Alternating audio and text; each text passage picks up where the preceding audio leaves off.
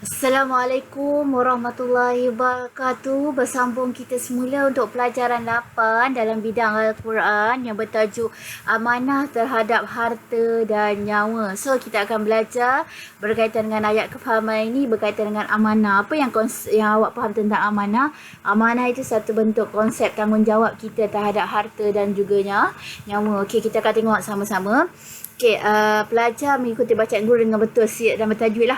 Walaupun kita tak bersua muka, so boleh belajar, boleh dengar dan baca bersama-sama A'udzubillahi minasyaitonirrajim. Ya ayyuhallazina amanu la ta'kulu amwalakum bainakum bil batili illa an takuna tijaratan أن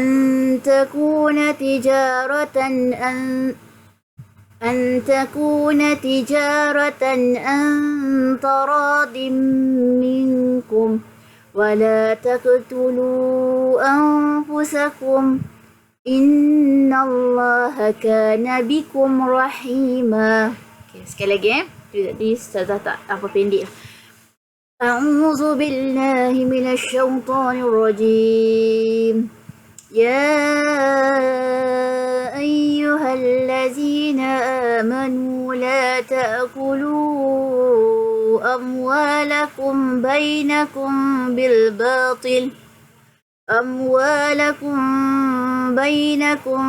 بالباطل إلا أن تكون تجارة عن تراض منكم ولا تقتلوا أنفسكم إن الله كان بكم رحيما.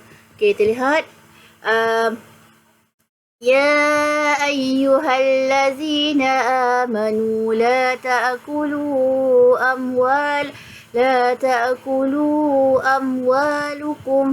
أموالكم بينكم بالباطل.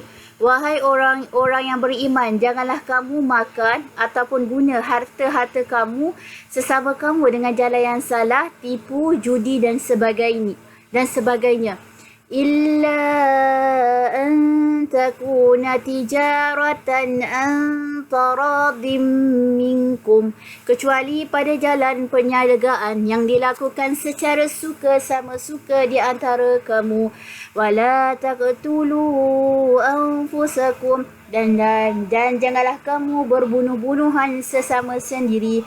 Innallaha kana bikum rahima, sesungguhnya Allah sentiasa mengasihi kamu. Okey, kat sini kita nak jelaskan berkaitan dengan isu apa tadi, yang mana Allah suruh kita jangan makan harta dengan cara yang salah, sama ada tipu judi dan juga melainkan dengan perniagaan, pertukaran dan sebagainya, dan Allah minta kita jangan berbunuhan. Kita lihat yang pertama, kepentingan memelihara dan menghargai harta dan nyawa. Yang pertama, harta dan nyawa adalah rahmat daripada Allah SWT. Segala yang kita milikinya semuanya daripada Allah. Jadi, kita hendaklah menggunakan harta dan nyawa untuk melaksanakan tanggungjawab kita sebagai hamba dan khalifah Allah di muka bumi. Yang kedua, harta dan nyawa adalah perkara yang dijaga, antara perkara yang dijaga dalam syariat Islam. Islam menetapkan peraturan seperti larangan mengambil dan menggunakan harta yang batil. Islam juga melarang kita membinasakan diri dan orang lain agar kemaslahatan manusia terpelihara. Contoh, Islam larang kita bunuh diri. Hari ini kita tengok dalam suasana kita menghadapi kesempitan hidup COVID-19. Ramai orang menghadapi kesempitan hidup akhirnya mengambil jalan pintas bunuh diri. Lebih kurang 400 lebih dah dalam kadar sekarang ni kan. Kita hari ni. Setakat sehingga Julai ni dah 400 lebih yang bunuh diri. Disebabkan tekanan hidup, kesempitan duit dan sebagainya. So Islam tak galak itu. Sebenarnya ada berbagai cara. Seterusnya Islam larang kita bunuh orang lain. Islam larang kita mencuri dan sebagainya. Okey. Kita lihat dalam spektrum ilmu, tujuan syariat Islam, maqasid syariah untuk menjaga 5 sab'at daruriyat, yang mana Islam nak jaga 5 perkara penting. Islam akan jaga ni. Yang pertama, Islam nak jaga agama. Yang kedua, Islam nak jaga nyawa. Yang ketiga, Islam nak jaga akal. Contoh, Islam tak bagi kita minum arak, tak boleh terdedah dengan benda sebagainya. Yang keempat, Islam nak jaga turunan. Itu pasal Islam larang kita berzina, pergaulan bebas. Islam halalkan perkahwinan. Harta, Islam nak haram kita ambil harta riba. Contoh, kenapa Islam haramkan riba? Sebab berlaku di situ penindasan kepada golongan yang lemah. Tapi Islam haruskan jual beli. Kita lihat dan sebagainya. Kita akan lihat larangan mengambil dan menggunakan harta secara batil. Yang pertama, melanggar perintah Allah. Yang kedua, mendapat dosa dan dimurkai Allah. Yang ketiga, menghilangkan keberkatan dan rahmat daripada Allah. Yang keempat, menyebabkan berlakunya kezaliman dan penindasan. Yang kelima, mencetuskan pergaduhan dan permusuhan. Andai kata kalau kita ambil hak orang lain, orang akan berdengki kan? Orang akan rasa tak puas hati, buat kita macam-macam. Tu sekarang ini tak payah buat. Kadang-kadang kita tengok orang lebih sikit ke guna sihir. Kita lah masyarakat Melayu khususnya, bila tak puas hati, sihir. Bila tengok orang senang sikit, bagi sihir, bagi santar dan sebagainya. Tak. Itu akan menyebabkan kita akan rasa menimbulkan titik-titik hitam dalam hati lah. Hilangnya keberkatan dalam hidup. Kita lihat lagi, larangan membinasakan diri dan orang lain. Yang pertama, kita langgar hak Allah. Sebab kita ni hidup atas muka bumi ni, anak-anak, semuanya pinjaman. Semuanya hak Allah. Allah akan datang untuk ambil pada bila merasa. Tiba-tiba kita bangun tidur, mata kita tertutup. Apabila itu terjadi, tak boleh berjalan dan sebagainya. Semuanya hak milik Allah. Yang kedua, membawa kemudaratan kepada diri dan masyarakat. Sebut pinjaman, kita pinjam. Macam kita pinjam buku dekat library. Boleh tak? Boleh koyak sana koyak. Tak boleh, kita kena jaga. Sebab kalau kita tak jaga, kita akan dipertanggungjawabkan. Yang ketiga, menggugat keharmonian hidup. Kalau kita bunuh orang, suka-suka hati tak. Dalam Islam, bila kita ada konsep hukum hidup, kalau kita bunuh orang, balas bunuh. Berdasarkan dan sebagainya, ada teknik-teknik dia lah. Seterusnya, pengurusan harta. Bagaimana kita nak menguruskan harta? Ada cara batil dan cara batil ni cara yang salah dan juga cara yang betul. Yang pertama, cara batil kita mencuri. Kita ambil riba. Kita bagi pinjam orang 100, kita minta bayar balik 150. Itu riba. Kita rasuah, nak dapatkan satu projek, kita bagi duit tepi, duit bawah kocik dan sebagainya. Yang ketiga, menipu dalam jual beli. Kita jual buah, kita masukkan buah yang buruk, tak beritahu. Contoh kita lihat, Nabi Muhammad berniaga barangan dagangan Siti Khadijah. Dia untung berlipat ganda sebab dia jujur. Konsep pertama, kena jujur. Yang kedua, boros dan kedekut. Okey. Pengurusan cara yang betul. Berbelanja berhikmah, jual beli secara jujur, bekerja secara halal.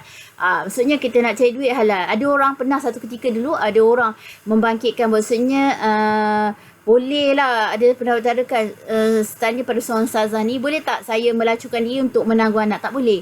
Matlamat tidak menghalalkan cara.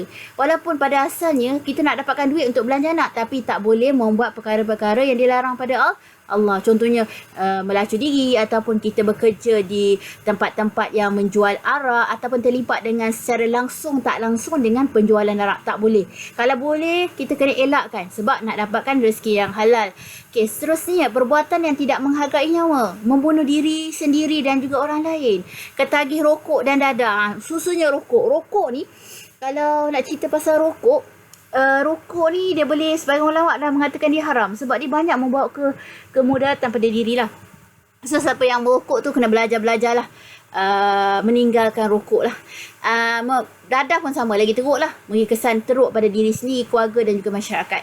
Membuli, merempit dan membuang bayi. Contoh petang-petang, dia merempit tepi jambatan, tak boleh lah, mengganggu hak orang lain. Okey, seterusnya pengajaran ayat. Sebagaimana yang sedia maklum, kalau siapa yang pernah mengikuti video saya sangat menekankan kepada pelajar saya dalam kita membina pengajaran ayat atau pengajaran hadis ataupun dalam kita membina ayat yang terakhir kesimpulan, saya suka dan saya sarankan kepada anak-anak murid semua kena ingat 3 benda, 3 perkara. Pendahuluan, isi dan huraian. Okey, apa itu pendahuluan? Kita mulakan dengan perkataan kita hendaklah. Okey, contoh pengajaran ayat pertama, kita hendaklah menghargai harta dengan cara membelanjakannya ke jalan Allah sebagai tanda syukur supaya dirahmati Allah. Okey. Ni adalah isi dan dia tambah supaya, perkataan supaya, kerana, agar tu adalah huraian. Okey, itu baru kita dapat markah penuh lah, 2 markah.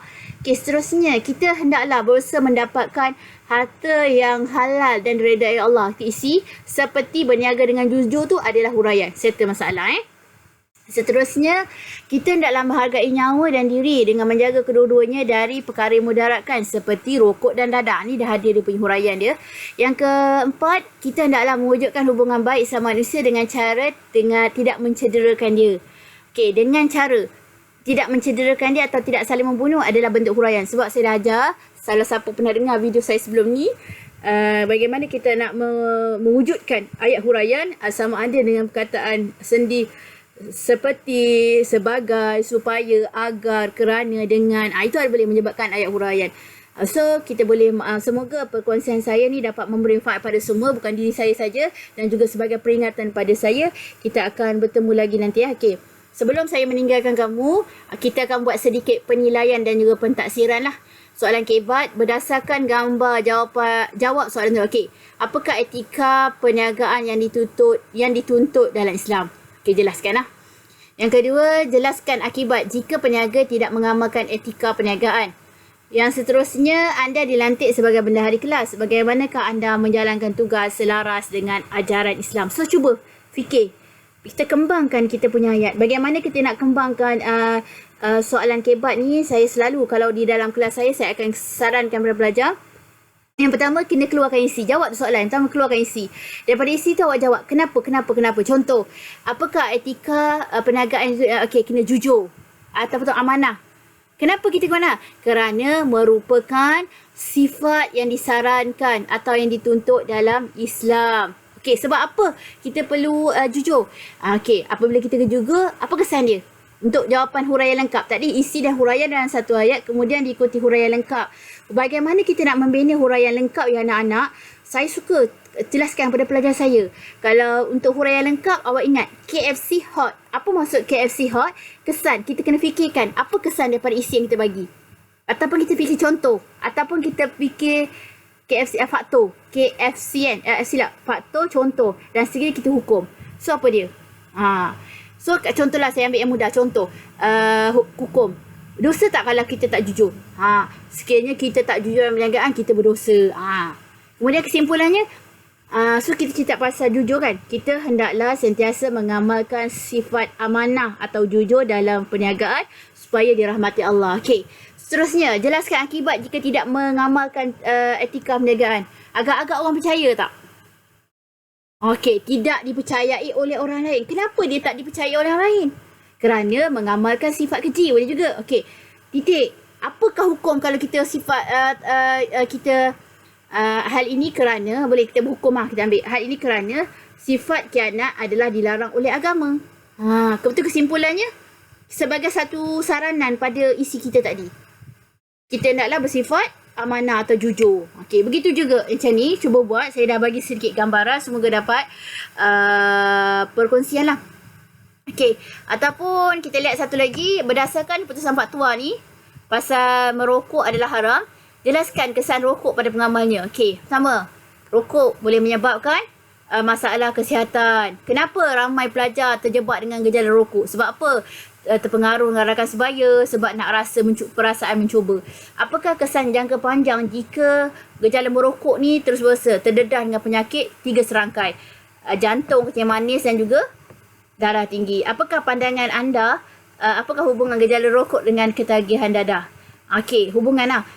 Gejala rokok ni akan membawa kepada ketagihan dadah kerana dia mempunyai ada satu kita sikap suka mencuba. Bila cuba rokok kan, sebab rokok kita akan tertagih sebab dia sedikit ada bahan dan sebagainya. Akhirnya kita akan cuba mendapatkan sesuatu yang lebih impact dia lebih besar lah. Okey, sekian saja perkongsian saya pada ini. Semoga kita sama-sama dapat mengambil manfaat dan dapat diaplikasikan dalam kehidupan. Sekian, terima kasih.